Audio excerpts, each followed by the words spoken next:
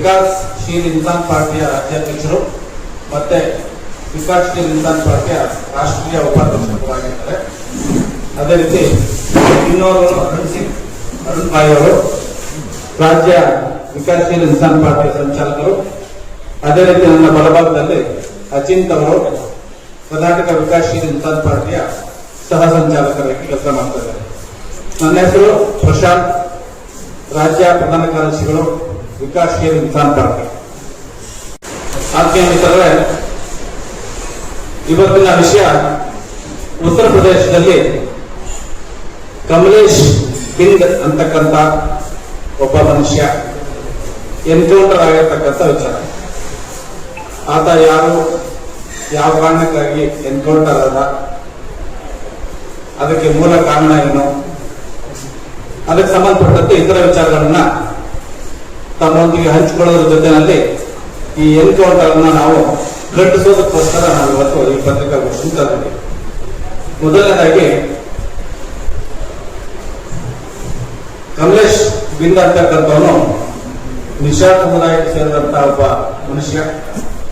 ಆತನ ಅಣ್ಣ ಗ್ರಾಮ ಪಂಚಾಯತ್ ಸದಸ್ಯ.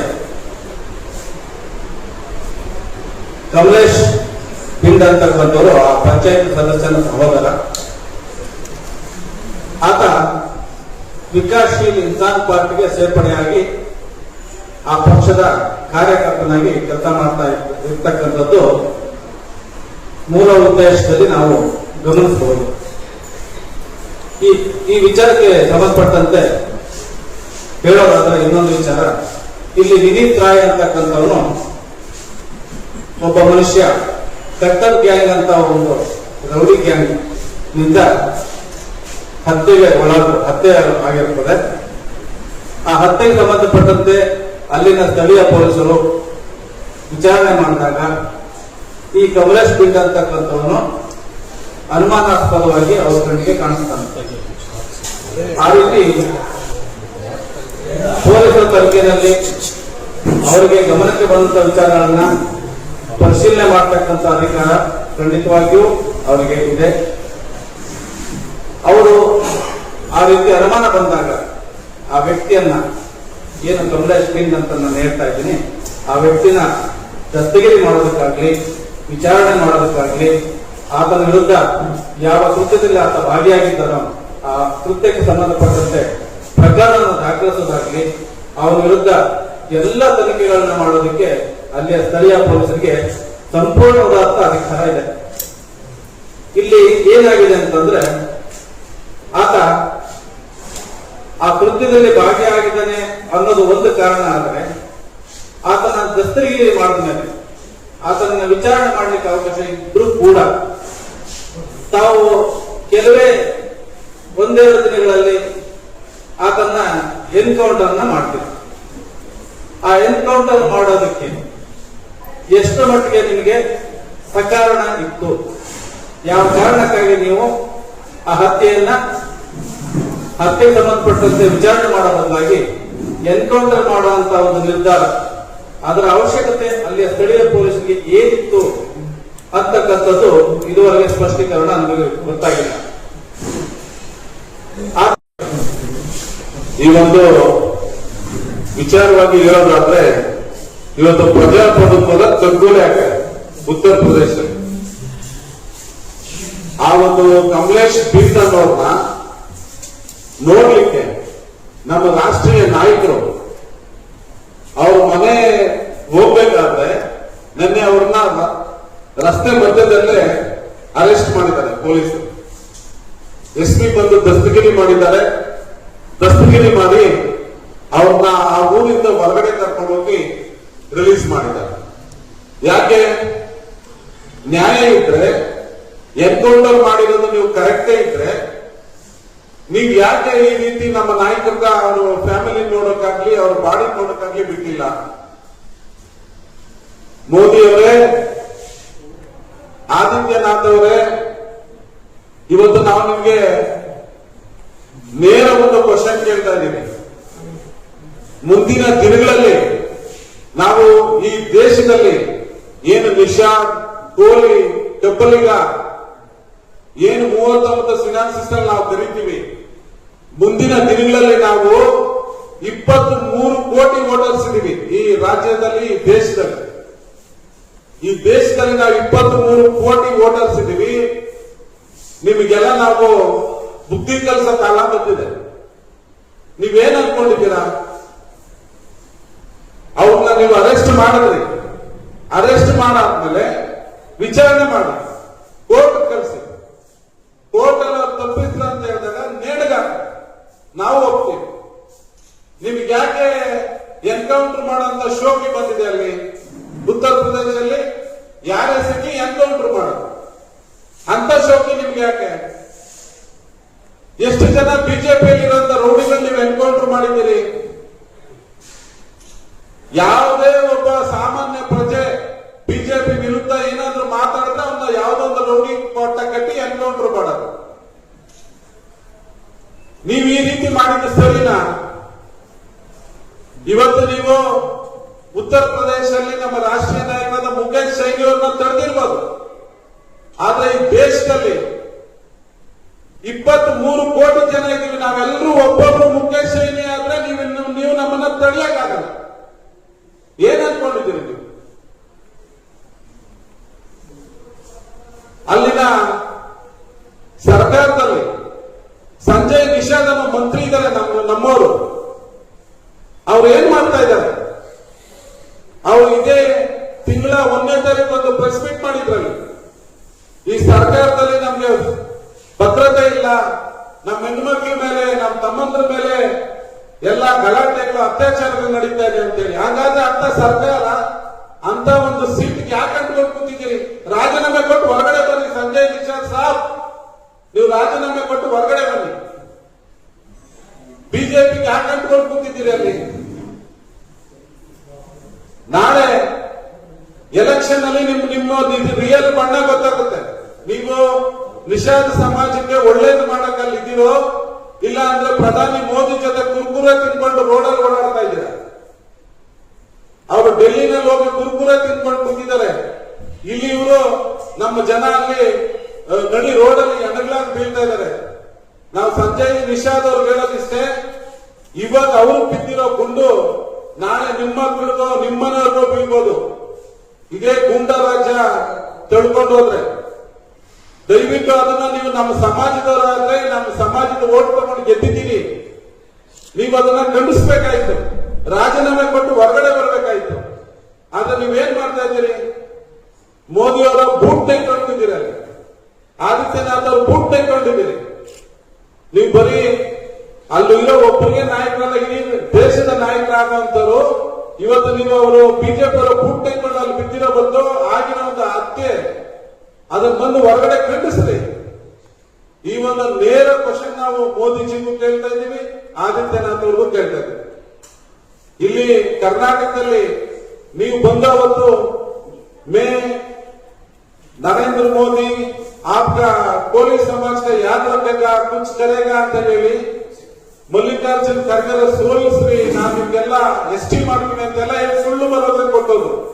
ಇವತ್ತಂತೆ ನಮ್ಮ ಸಮಾಜ ಸುದ್ದಿನೇ ಅವ್ರ ಬಾಯಲ್ಲಿ ಬರ್ತಾ ಇಲ್ಲ. ಎಷ್ಟು ದೊಡ್ಡ ದೊಡ್ಡ ವ್ಯಕ್ತಿಗಳು ತಿಳ್ಕೊಂಡ್ರೆ ಎಲ್ಲರೂ ಹತ್ರ ರಾಜಕೀಯ ಮಾಡಕ್ಕೆ ಬರ್ತಾರ. ಅಲ್ಲಿಗೇನು ಜನಕ್ಕೆ ಮಾನವೀಯತೆ, ಸಾಂತ್ವನ ಹೇಳೋದು ಏನಿರಲ್ಲ. ಯಾವ್ದಾದ್ರು ಸ್ಟೇಷನ್ ಅಲ್ಲಿ ಪ್ರೂವ್ ಆಗ್ತೀಯಾ ಅವ್ರು ಗೂಂಡ, ಇಲ್ಲಾಂದ್ರೆ ಅವ್ನೇ ಕಮಲೇಶ್ ಬಿಂದ್ ಏನಾದ್ರು ಕೊಲೆಗಾರ ಅಂತ ಪ್ರೂವ್ ಆಗಿದ್ದಾಗ ನಮ್ಮನ್ನ ನಾಯಕರಲ್ಲಿ ಹೋದ್ರೆ ತಪ್ಪು ನೀವು ಹೇಳಿದ್ರೆ ನಾವು ಕೇಳ್ತೀವಿ. ಇಲ್ಲ ಸರ್, ಅದು ವಿಚಾರಣೆ ಮಾಡಕ್ ಕರ್ಕೊಂಡು ಹೋಗಿದ್ದೀರಲ್ಲ, ಅಲ್ಲ ಸರ್, ವಿಚಾರಣೆ ಮಾಡಕ್ ಕರ್ಕೊಂಡು ಹೋಗಿದ್ದೀರಲ್ಲ, ವಿಚಾರಣೆ ಮಾಡಿ ಕೋರ್ಟ್ಗೆ ಹಾಕಿ, ಜೈಲ್ಗೆ ಹಾಕಿ, ನೇಣಿಗೆ ಹಾಕಿ. ಅದು ಆ ಸಾಂತ್ವನ ಹೇಳಕ್ ಹೋಗಿದ್ರು ಅಷ್ಟೇ. ಅದು ಎಣದ ಮೇಲೆ ರಾಜಕೀಯ ಅಂತ ನೀವು ಬಿಂಬಿಸ್ಬೇಡಿ ದಯವಿಟ್ಟು. ಸಿಬಿಐ ಪೊಲೀಸರು ಸುಳ್ಳು ಅಂತ ಎಂದು ಪ್ರೂವ್ ಮಾಡ್ತಾರೆ, ನಾವು ನೋಡ್ಬೇಕಾಗಿದೆ ಈ ಪ್ರಕರಣ. ಯಾಕಂದ್ರೆ ಹಂಗಾದ್ರೆ ಸರ್ಕಾರದ ಏನು ಸಿಬಿಐ, ಸಿಐಡಿ, ಸಿಒಡಿ ಈ ತರ ಯಾವ್ದಿದೆ ಅದ್ರ ಮೇಲೆಲ್ಲ ತಮ್ಗೆ ನಂಬಿಕೆ ಇದೆ, ಬಿಜೆಪಿ ಅವರು ಅದ್ರಲ್ಲಿ ಏನು ಕೈವಾಡ ಮಾಡಲ್ಲ ಅಂತ? ಸರ್, ಎಲ್ಲದಕ್ಕೂ ಒಂದು ಕೊನೆ ಇದೆ ಸರ್. ಇದೇ ರೀತಿ ಎಲ್ಲದಕ್ಕೂ ಮೋಸ ಮಾಡ್ಕೊಡೋದು ಒಂದ್ ದಿವಸ ಪಾಪದ ಕೊಡೋದು ತುಂಬೇ ತುಂಬುತ್ತೆ. ಬಿಜೆಪಿ ಆಗ್ಲಿ ಯಾವುದೇ ಪಕ್ಷ ಆಗ್ಲಿ ಅವತ್ತು ಅವ್ರು ಅದನ್ನ ಅನುಭವಿಸಬೇಕಾಗುತ್ತೆ. ಈ ರೀತಿ ಮಾಡಿರ್ತಾರೆಲ್ಲ ಕಣ್ಮುಂದಿರೋದು ನಾವು ನಮ್ಮ ಕಣ್ಮುಂದೆ ನೋಡಿದ್ವಿ. ಏನೇನಾಯ್ತು ಈಗ ಇಲ್ಲಿ ನಮ್ಮ ಗಣಿ ಗಣಿಗಳು ಅಂತ ಹೇಳ್ಕೊಂಡು ಇಲ್ಲಿ ಏನೇನೋ ಪ್ರಕರಣಗಳು CBI CID ಎಲ್ಲ ಅವ್ರ ಕೈಯಲ್ಲಿತ್ತು. ಲಾಸ್ಟ್ ಏನಾಯ್ತು?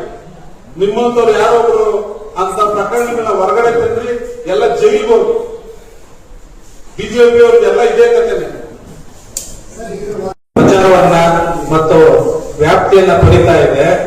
ಇದನ್ನ ತಡೆಯಲಿಕ್ಕಾಗದೆ, ಇದನ್ನ ಸಹಿಸಿಕೊಳ್ಳಿಕ್ಕಾಗದೆ ಇಂಥ ಒಂದು ಮೀನುಗಾರ ಸಮಾಜ ಉತ್ತರ ಪ್ರದೇಶದಲ್ಲಿ ನೆಲೆ ಊರಿದ್ರೆ ಈ ವಿಕಾಸಶೀಲ ಪಾರ್ಟಿ ಹೆಚ್ಚಿನ ಸಂಖ್ಯೆಯಲ್ಲಿ ನಾಳೆ ದಿವಸ ಸ್ಥಾನಮಾನವನ್ನು ಪಡಿತದೆ ಅನ್ನೋ ಕಾರಣಕ್ಕೆ ಈ ನಮ್ಮ ಸಮಾಜದ ಮನಸ್ಥೈರ್ಯವನ್ನ ಕಸಿಲಿಕ್ಕೆ ಈ ರೀತಿಯ ಒಂದು ಎನ್ಕೌಂಟರ್ ಮೂಲಕ ನಮ್ಮ ಮನಸ್ಥೈರ್ಯವನ್ನು ಕಸಿಯ ಪ್ರಯತ್ನ ಮಾಡಿದ್ದಾರೆ ಅಂತ ನಾನಾದ್ರೂ ಹೇಳಕ್ಕೆ ಬಯಸ್ತೀನಿ. ನಮಸ್ಕಾರ. ಇವತ್ತು ಕಮಲೇಶ್ ಬಿಂದ್ ಅನ್ನೋರ್ನ, ಒಬ್ಬ ಅಮಾಯಕನ್ನ, ನಮ್ಮ ಸಮಾಜದ ಕಾರ್ಯಕರ್ತನ್ನ ಎನ್ಕೌಂಟರ್ ಮಾಡಿದ್ದೀರಿ. ಅದು ನಿಮ್ಮ